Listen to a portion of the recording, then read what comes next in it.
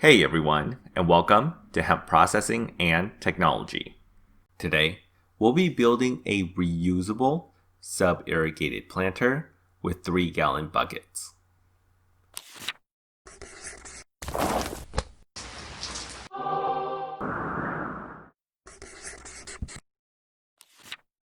Sub-irrigated planters, also known as self-watering planters or self-wicking planters, are able to automatically water a plant for long periods of time without the need of any mechanical parts or electricity.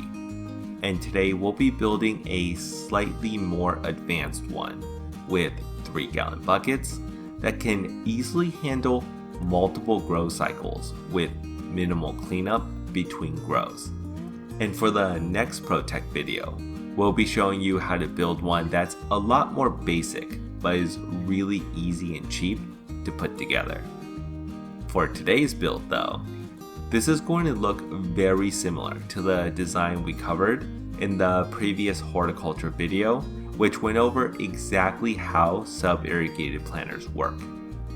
And to start, I'm going to need 2 3-gallon buckets. The buckets will be stacked on top of each other, with the bottom bucket being the water reservoir and the top bucket being the plant container. Let's start first with the bottom bucket.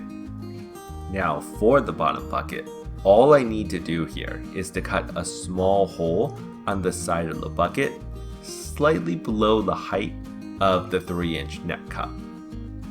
The net cup is a little under 3 inches in height, so I'll cut a hole on the side of this bucket at 2.5 inches high. This means that the water reservoir can hold up to 2.5 inches of water, and anything past that will flow out of this overflow drain. That then leaves about 1/2 inch between the water reservoir and the grow medium. And this layer of air separating the water and grow medium is important, as it's able to aerate the grow medium from the bottom, as well as ensuring that the water will wick at a steady pace.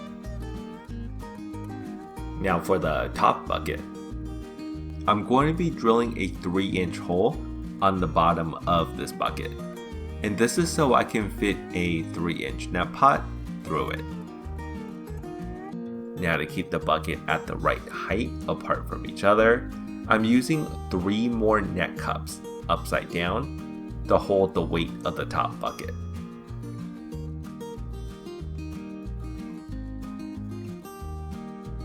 I then drill in a large amount of smaller holes, and these holes will allow air to pass through it from the air chamber under the grow medium, as well as allowing excess water in the grow medium to fall through and be collected by the water reservoir, which is useful if we wanted to hand water the plant from the top, or if the plant was placed outside during the rain.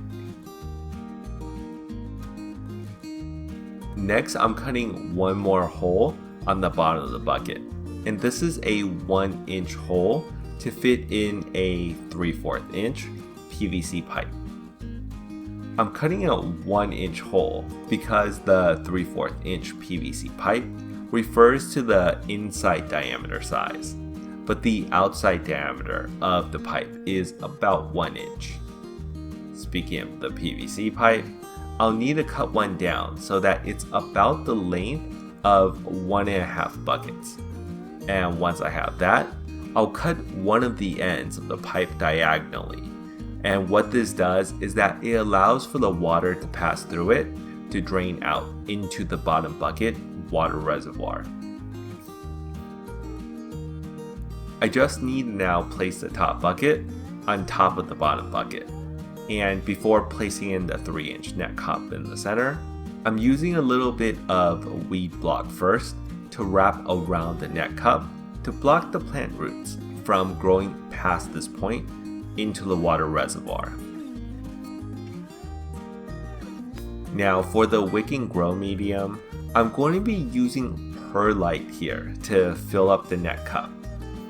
Generally, people usually just use potting mix or whatever grow medium they're going to use to fill up the net cup along with the entire top grow container. But I'm doing it this way because this is the area that'll always be submerged in water. And if you throw in an organic substrate like coco coir or peat moss or a potting mix, especially if there's organic fertilizers built into it, that's going to soak there for the entire grow. And with no aeration, it's going to help a lot of anaerobic bacteria to thrive. And since most pathogenic bacteria, which are the ones that cause plant diseases, need an anaerobic environment, switching out the organic substrate with an inorganic substrate like perlite will help mitigate this long term. And I say long term because this system is built with multiple grow cycles in mind. And to help with that, the next thing I'm going to be adding is a 3-gallon fabric pot. The addition of a fabric pot gives the system a ton of extra benefits. It's able to separate the grow medium from the perlite layer, which makes it much easier to swap out after each grow cycle. And even though the fabric pot is a physical barrier separating the grow medium, the perlite, it'll still wick water from the perlite to the grow medium.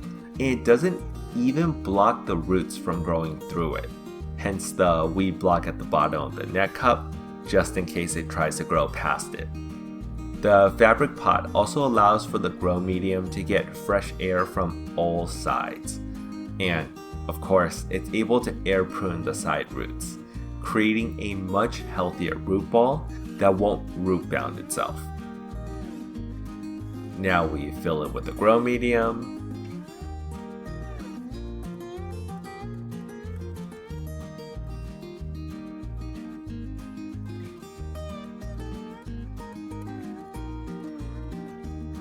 Transplant in a plant or pop in a seed.